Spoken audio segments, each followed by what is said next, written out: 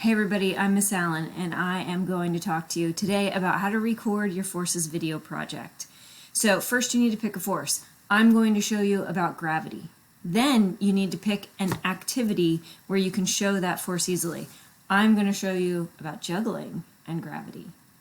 Next, you need to give the definition of that force. So I might say in my video, gravity is the force exerted by any object with mass, and it's a pulling force.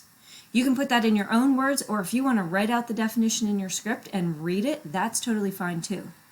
Next, you need to show how gravity or your force is demonstrated in the activity you've chosen. So I might step back and say, as you can see, there's definitely gravity involved with juggling.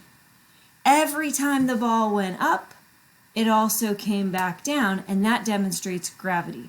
Gravity is a pulling force because it's coming from the center of the earth. Step number 3, you need to talk about how your force affects the speed of the objects that you are demonstrating with. So in this case, gravity makes the ball slow down as it gets to the top and speed up as it comes back down. Gravity also changes the direction of the ball every time I juggle. And every juggler counts on the fact that the direction of the ball is going to change so that they know when to catch it. The last piece you need to include in your video is how gravity or your force affects acceleration.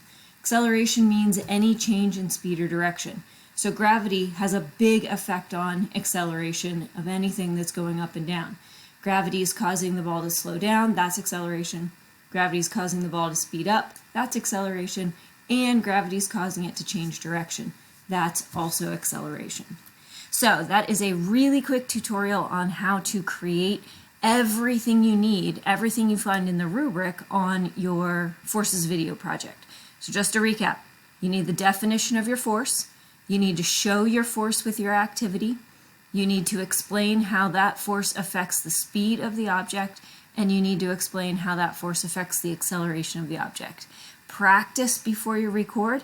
The better you practice, the better your score. Have a good day.